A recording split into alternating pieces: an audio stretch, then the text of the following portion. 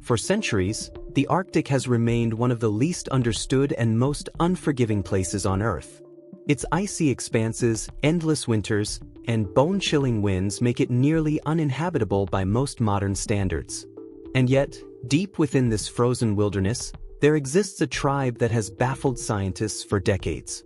Hidden away in remote stretches of tundra and shielded from the modern world by sheer geographical isolation, this Arctic tribe possesses a culture, biology, and way of life that has stunned researchers who have only recently begun to study them in detail. What makes this group so remarkable isn't just their ability to survive in such extreme conditions, it's the way they've adapted to thrive, both physically and culturally, in an environment that seems tailor-made to extinguish human life. Their bodies, their customs, their diets, and even their understanding of nature suggest that they might hold secrets lost to the rest of humanity. Some scientists even suggest their genetic adaptations may unlock new pathways in understanding human evolution and resilience. The tribe in question is often referred to pseudonymously in research to protect their privacy, but they are known to inhabit a harsh Arctic region that lies far beyond the usual territories charted by GPS. Their villages, built low to the ground and insulated with layers of bone, fur, and ice, are almost invisible from aerial scans.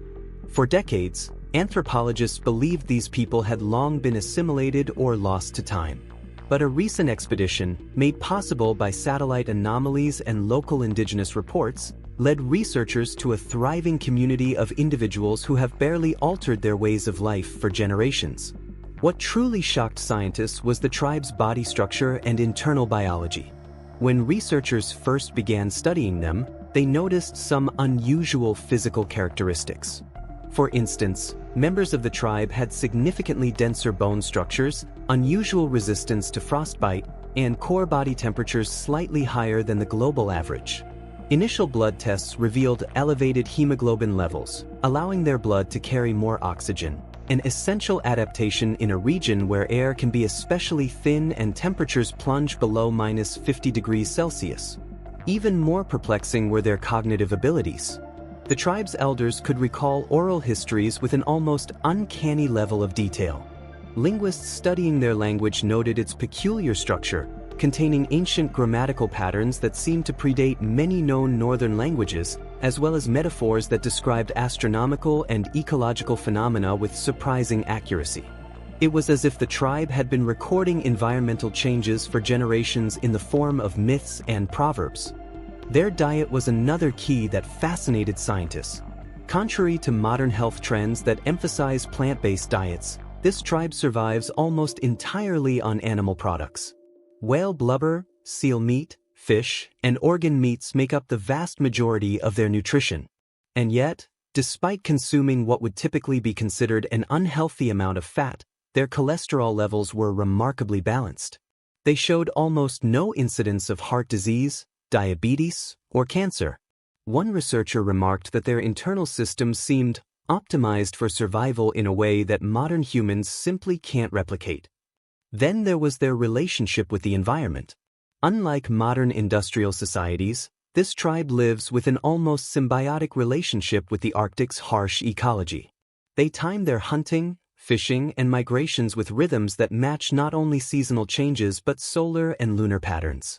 They seem to possess an intuitive sense of impending storms, ice shifts, and even animal migrations. Some members have been able to predict shifts in the ice sheet days before scientific instruments pick them up.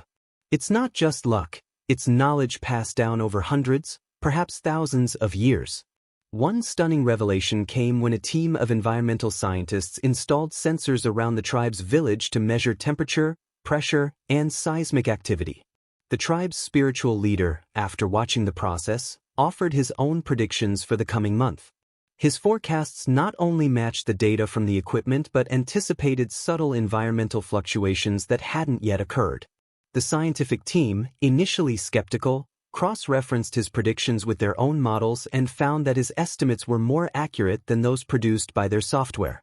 Some scientists now believe that this tribe might be operating with a kind of inherited memory, one that is not just cultural but perhaps even genetic.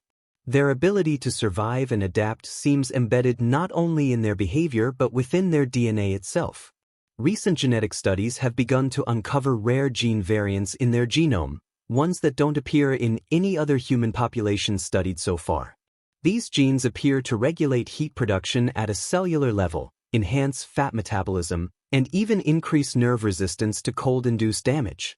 But beyond their biology and adaptations, it's the cultural sophistication of the tribe that has turned many assumptions on their head. Far from being primitive or simplistic, their oral storytelling, artistic expression, and spiritual beliefs reflect a deeply nuanced understanding of their world. One ritual, for example, involves constructing elaborate ice sculptures meant to mirror the positions of stars during solstices. Another includes songs with rhythmic patterns that align perfectly with natural cycles of melting and refreezing ice. These customs aren't just symbolic, they serve practical functions. The sculptures act as visual calendars for tracking seasonal change, and the songs encode survival techniques, migration routes, and warnings about unsafe hunting grounds. One such song, sung in a language nearly extinct, described a pattern of cracking ice that had been responsible for past deaths in their community. By teaching each new generation to sing and memorize these songs, the tribe preserves not just their culture, but a sophisticated body of empirical knowledge encoded in music. Yet the mystery goes even deeper. In an astonishing twist, scientists found artifacts buried beneath their village that didn't match the known timeline of Arctic habitation. Tools and carvings made of materials not native to the region, some potentially originating from regions thousands of kilometers away, were unearthed in pristine condition. This suggests ancient trade routes, contact with long-lost cultures, or migrations that predate known history. One of the most puzzling artifacts was a stone disc etched with spiral patterns that appeared to align with lunar eclipses over a 500-year period. After carbon dating and astronomical backtracking, researchers were left speechless. The disc, if genuine, meant this isolated tribe had observed and recorded celestial events with an accuracy rivaling that of early astronomers in Mesopotamia and Egypt. This raised even larger questions. How much have we underestimated ancient Arctic civilizations? Could it be that we've missed an entire chapter of human history by assuming the Arctic was too harsh for advanced cultural development?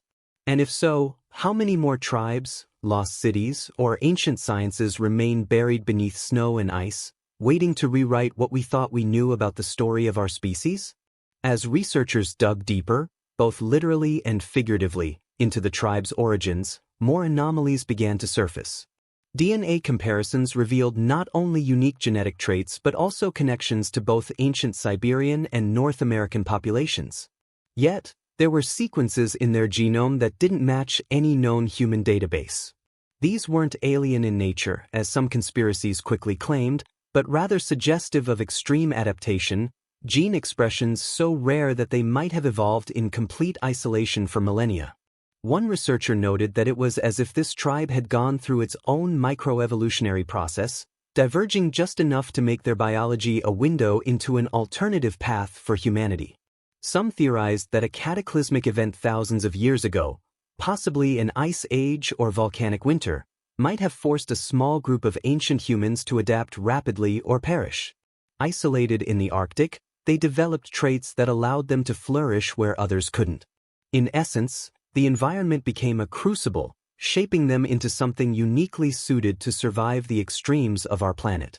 This theory gained traction when ancient cave markings were found near their settlement, depicting large celestial events, shifting stars, and what appeared to be volcanic ash clouds, a primitive recording of a global catastrophe remembered through generations. One of the most profound observations came not from biology or archaeology, but from sociology. Despite living in one of the harshest environments on Earth, this tribe exhibited remarkably low levels of interpersonal violence, crime, or conflict. Their social structure prioritized communal well-being, shared resources, and spiritual rituals that reinforced collective responsibility. Elders were revered not just as knowledge keepers, but as living archives of wisdom. Children were educated through mentorship and immersive storytelling. The entire community functioned more as a single organism than as a collection of individuals. Modern sociologists were stunned. In an age where modern societies are fractured by economic disparity, political tension, and digital alienation, this small Arctic community seemed to have achieved a level of cohesion that advanced civilizations struggle to replicate. Their systems of governance were decentralized yet effective. Disputes were resolved through song ceremonies, where involved parties would present their grievances through music, judged by neutral elders. This wasn't just a quaint tradition. It was an evolved form of conflict resolution designed to foster empathy, not domination. Medical researchers studying the tribe also discovered something unexpected. Members displayed faster wound healing and rarely suffered from chronic inflammation. When examined under controlled studies, their immune systems appeared highly efficient, with white blood cells that responded rapidly without triggering excessive autoimmune reactions. Scientists theorized that constant exposure to cold, pathogens from raw meat, and limited access to synthetic medication had forced their bodies to become more self-regulating. Their traditional remedies, many made from fermented seaweed, mosses, and organ extracts, showed antimicrobial properties still being analyzed for pharmaceutical applications. But perhaps the most emotionally powerful aspect of the tribe's culture is their sense of identity. To them, survival is not merely a biological process but a spiritual duty. Each member believes they are a living extension of the ice, the animals, the winds, and the stars. Life is viewed not as a right, but as a gift maintained by harmony with their surroundings. They don't seek to conquer the land but to coexist with it. In fact, one elder described their way of life as the dance of balance, where every action has consequences that ripple through the environment and return in time. This philosophy extends into their burial practices. The tribe does not bury their dead in the ground, but rather entombs them in snow, allowing them to naturally return to the earth. Before doing so, the community performs a multi-day ritual where stories of the departed are retold, ensuring their memory becomes part of the collective history. In their belief, no one truly dies. They simply return to the elements and live on through the memories and choices of the living. This cyclical understanding of life and death has been cited as a reason for their strong psychological resilience and low rates of depression or anxiety. In the wake of these discoveries, international interest in the tribe has exploded. But the tribe, wary of exploitation and cultural erosion, has been cautious. They've welcomed a limited number of researchers, under strict agreements of cultural respect and non-intrusion. All studies are conducted with tribal consent, and the community decides which findings can be made public. Their leaders stress that their way of life is not a tourist attraction, nor a relic of the past, but a living, breathing testament to the diversity of human existence.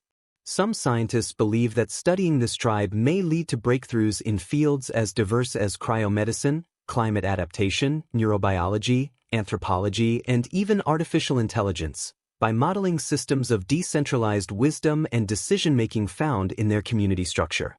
Already, biotech firms are investigating the tribe's microbiome to better understand gut health under extreme conditions.